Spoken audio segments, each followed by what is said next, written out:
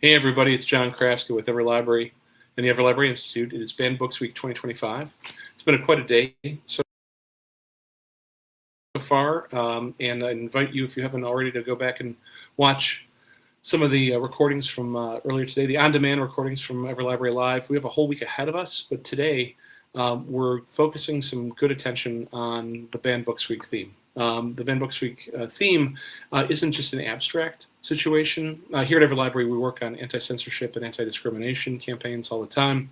We help put books back on the shelf. Sometimes we help people identify themselves as plaintiffs in lawsuits. I mean, it's a very interesting thing for us to be doing, and a very curious one, and a very necessary one. But it's not just theoretical. It's not just about the First Amendment or even the 14th Amendment in terms of the civil rights of readers and having stories presented on the shelf. It isn't something that's abstract. It's very much about how it impacts readers, but also the authors themselves. And today, to anchor this evening's conversations, we've got two wonderful people, Elana Arnold and Ashley Hope Pérez, who are going to join us for a big chat about the big issues. So, well, let me do the official bios, okay? And then we'll get into the discussion here. So, Ashley Hope Pérez grew up in Texas, is the author of 3 award-winning novels for young adults, including Out of Darkness, which received the Printz Honor and the Tomas Riviera Book Award. It was one of the top 10 most banned books of 2001, 2002. In 2023, Ashley joined PEN America's lawsuit against Escambia County, Florida, and is still fighting to see books there and across the country return to the shelves.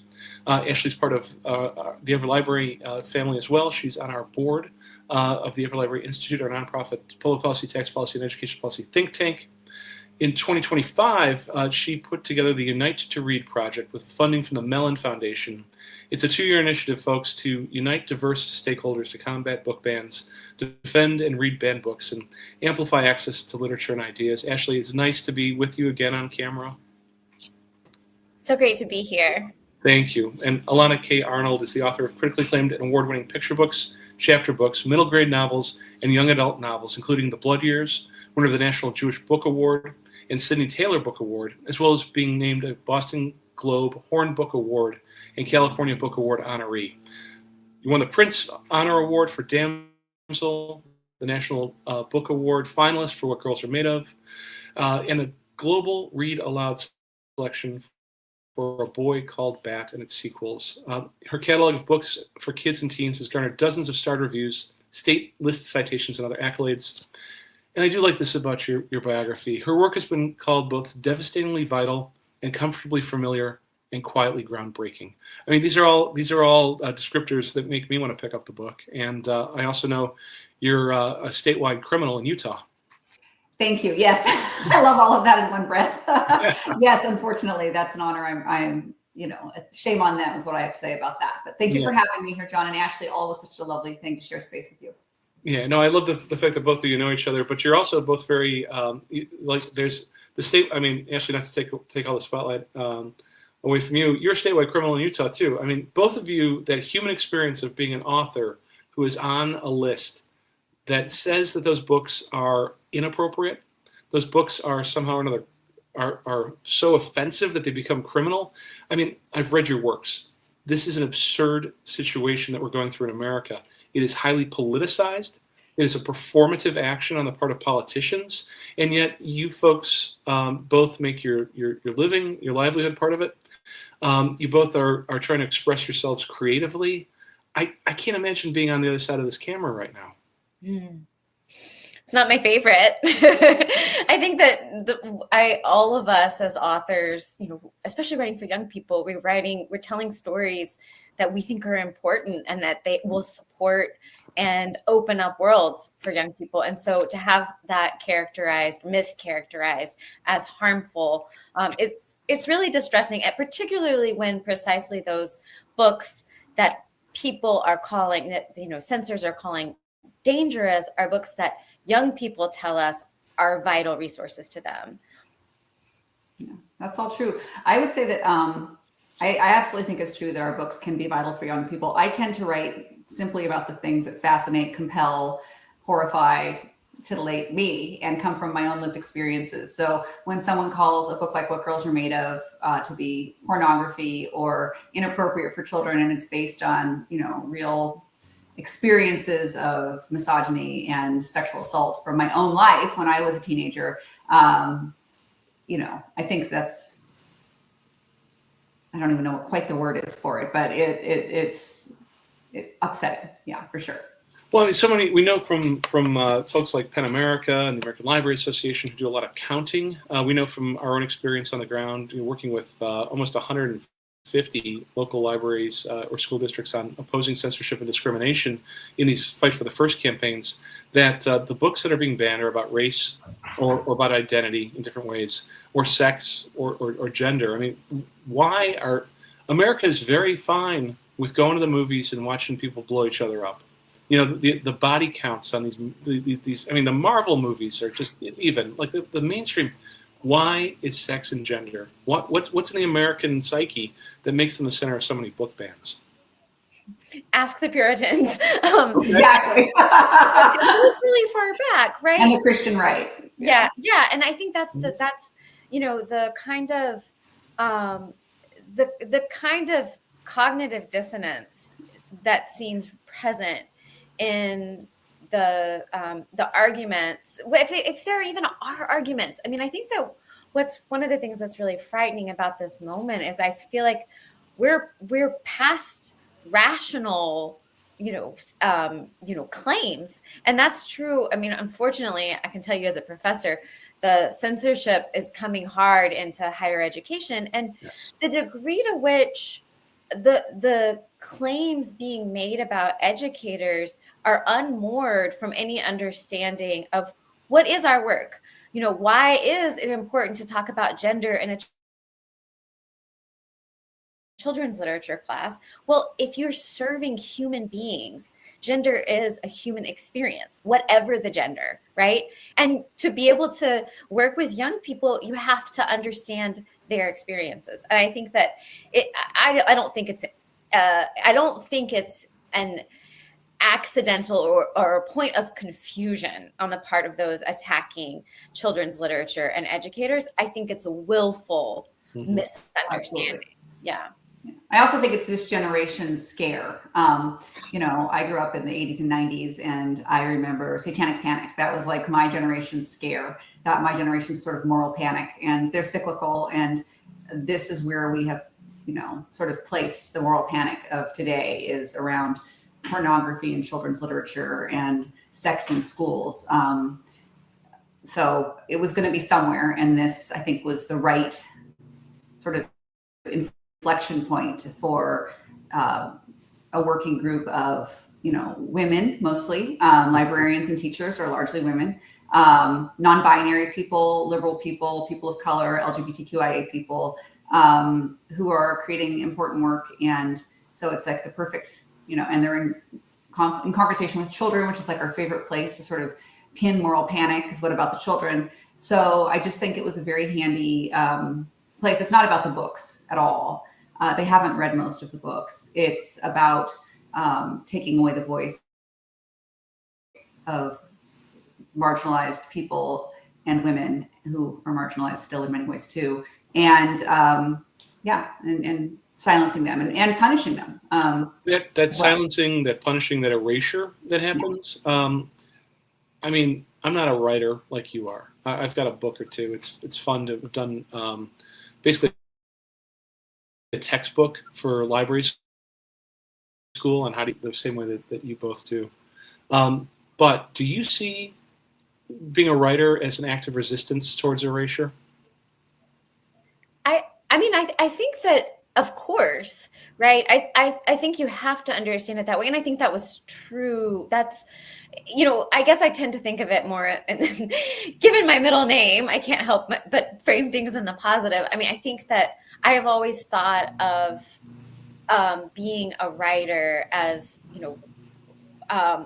writing into the empty spaces, writing myself, writing story, being a steward of stories that I really care about, that need to have a darker mark parchment of the world. So it's not to suggest that any of us are telling a story that it's so unique no one else could have written it, although to some extent every story we tell is, singular in its particularity. But I think that there can be a sense of mission in recognizing that there is a resonance I want to create with another human being. I mean, ultimately, if you think about reading, it is a relationship.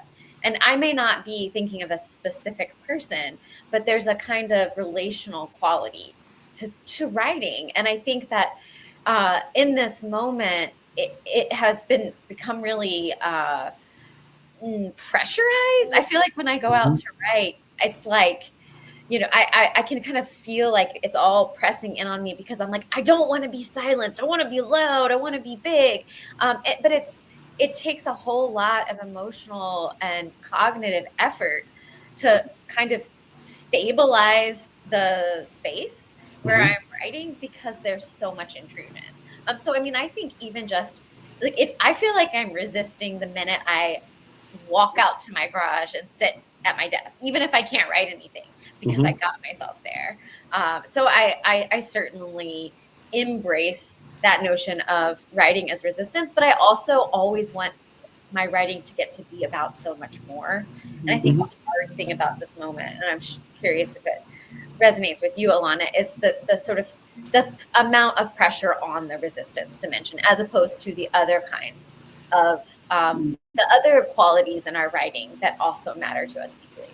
Yeah. So I have a couple things to say about that. First of all, is that I never thought about writing as resistance because I thought writing was a way to find a voice before it was ever a place to sort of hold on to or reclaim a voice. I grew up without feeling that I had a voice in all kinds of situations due to my neuroatypicality and my femaleness, and probably, being a,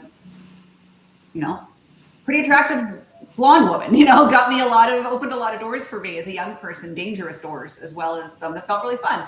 And I was very much aware of my role as object of the sentence, and not as subject. And so writing was a way for me to discover who I was outside of, a body that belonged to the world. So I haven't, thinking of it as now, it feels like, well, obviously now there is pressure from the outside. But when I wrote, I didn't think anyone would ever read my writing. It was when I published books, it seemed impossible that anyone was actually reading them. So, and I think this has to do with the way I see the world. So now I've started to feel that pressure of, just of disgust from some people for the things that are the voice I have discovered. Which I think is just sort of fascinating and interesting. I forgot what the other point I had was, but I think that's. I think so. My follow-up for you is, you're writing for kids and teens, and yet parents are the ones who are uncomfortable because the kids and teens are, if they're going to read all the way through, they're reading all the way through not only for the enjoyment and the entertainment, but for some of that resonance. I mean, a book like What Girls Are Made Of is an adult would say it's difficult truths. They put that in quotes. But it's gender, it's sexuality, it's consent. And the kids who want to read that, despite the adults in their lives potentially being uncomfortable with it or discomforted by it, or the purists, the Puritans, as we mentioned a little while ago. I mean, it's not to suggest that you were writing with a polemic in mind, but you've become, in a certain respect, a lightning rod. Yeah.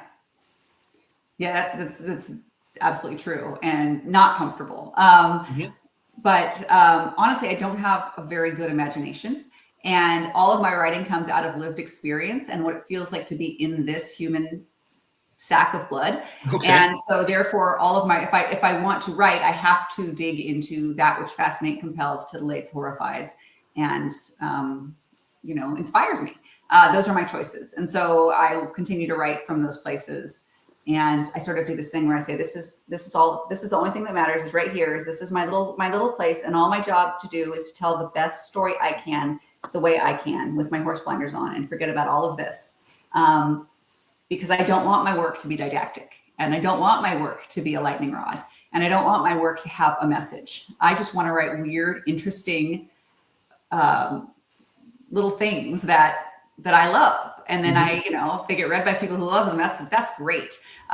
So it's interesting. The only place people want to talk to me about my young adult work is through the lens of banning. Like no one ever wants to talk to me about, the influence of fairy tales in my work, or, the question of female pleasure and why is that, so important in my work, or the structure of my work and how What Girls Are Made Of has a cyclical multi-orgasmic structure, which I think is very feminine, as opposed to sort of a traditional Freytag's period masculine sort of orgasmic shape. These things I think are fascinating and interesting, but so in a way it does take your voice away as a writer, not just the banning, but like the bigger field too. Historically, people don't want to ask me those questions even before the banning. People are self-banning. When I was at the National Book Awards, which is the biggest honor there is, and I'll try to make this fast, there were 5 of us, all women that year, and we got to read at the YMCA, and they brought in a whole room full of students, and we got to read and talk to them. And then they lined us up in 5 lines, the students, to each get one of our books. And I looked around and I realized my line was only girls. So even a liberal institution had decided that my book about a girl was for girls and not for everyone. So the levels of censorship go all the way through.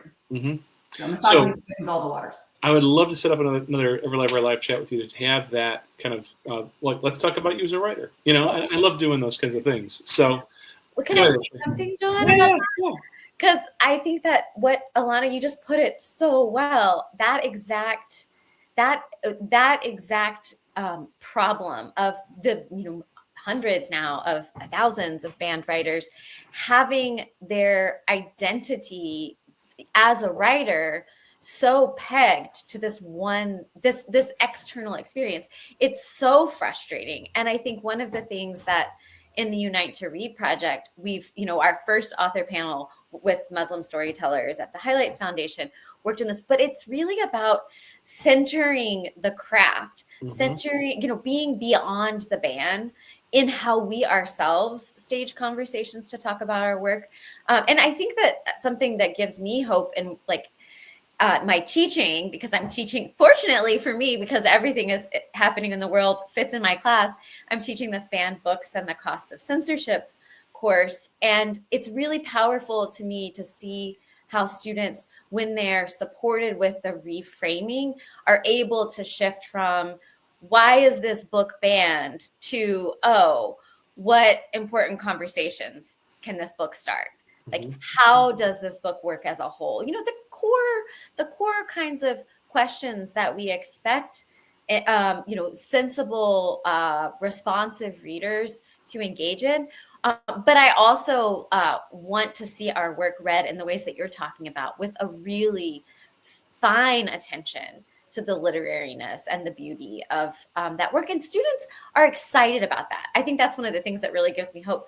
They are looking to experiences with literature for frankly a reprieve, a refuge from the way screens make them feel, and also the kind of the slime that's full of, dripping off of a lot of the spaces that they try to move through on the internet. So it's been exciting to see that. And I want to talk about your books and your craft. So we should schedule that conversation. Yeah. I mean, we came into this. This is the Banned Books week. We got Library Lovers Week coming up in February. Yeah, no, I'm always happy to talk about every angle, including banning. I'm grateful. Yeah, no, and I'm not being apologetic for the topic today. I think you're right, because there is not only the erasure of the story, not only the erasure of the subject of the story, but there is erasure of the artist and the creator as well, and the minimization of the craft.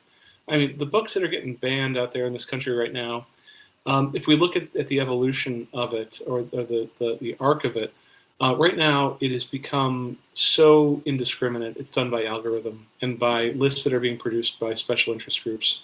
But I look at the folks like yourselves, both of you, and a few other authors who were, I hate to say this, but like it happened to you early, they went after good stuff.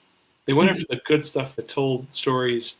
They went after literary fiction. They went after the well-crafted, because it was so compelling. And once you get into a book like one of yours, you don't put it down. And they know the power of the written word to get inside somebody's head. to move someone forward personally or empathetically if it's not their own story that they're resonating with. And you're both crafting work that was too powerful for them to ignore. Our colleague Emily K. Knox, who does a lot of work on the subject as a scholar, University of Illinois, talks about that power of the word as being the reason that they go after books. And both of you as crafters of that, I think it's telling that you were in this list for so long. I think you're giving them a little too much credit, but you're right that the power that there is a genuine understanding that imagination, ethical imagination, literary imagination, opens doors they want to keep closed. Mm-hmm. But I just want to put in there, I think my observation of the how of the first books was Mm-hmm. that it was reactive. They, for example, in Leander ISD, they took the efforts of teachers and librarians to diversify our reading program and weaponize it against the district. Yeah. And so the reason the books were, critically acclaimed, award-winning, high-quality literature is because that they were selected by They were already on the list. Yeah, on a good list. So yeah. so I'm not, again, like you said, it's a different, there are just very gross ed tech companies volunteering to scrape districts' library catalogs by probably using the Every Library database. You know what I mean? It's really disturbing how the sort of confluence of big tech and right-wing interests right now. Mm-hmm. Again, it's also that good stories are powerful and make people feel seen, and they are so invested in erasing and forcing, trans kids to feel that they fit nowhere. Mm-hmm. You can't go to the bathroom here. You can't see yourself in the library. You can't use your pronouns. When I think about kids who share the identities of the characters that are under attack, it is an assault, and it's disturbing and disgusting. And that when people are talking about, what about the children? That's the question that they should be asking. Yeah. And why is it that grown adults would rather rail about the harms of a book than do anything to advocate for living children? Yeah, agreed. One of the reasons I think is because it's something you can do from at home behind your computer screen, and you can send off an email and feel righteous. And the work is, I think it stems from that sort of Twitter culture of quick teardown and feeling morally righteous, and then you're more aligned with your belief system afterwards than before, as opposed to forced to sort of question or confront differences. So it's about people wanting to be to put themselves into a more exclusive group. That I think that really hits on something that's connects to like what is powerful about literature is literature confronts us with nuance. And I often tell my students that if nothing else changes by the end of the semester except that you gain a sense of nuance around some of the topics that we explore in literature. Wow, what an incredible transformation. Mm-hmm. And I was also thinking that in Band Together. I wanted to check in about that, yeah. Yeah, but I'll just say Brendan Keeley, who is the co-author of All American Boys and many other important easy to ban books, his story for Band Together is about a kid whose mother becomes obsessed with the book banning stuff, and it's written as a letter to the author of a book that he cares about deeply. Mm-hmm. That's among her targets, and I think it was really interesting at educator conference recently to be able to talk with teachers who were like, I have a kid who's lived that, for that experience to also be elevated, because often the kids of the folks who are pushing these agendas are also casualties of their parents' agenda. Yeah. Yeah. Well, I know you have a segment in Band Together that Ashley helped edit. So can you talk a little bit about why you said yes? Of course, you have to say yes to Ashley. I understand you. But I said yeah.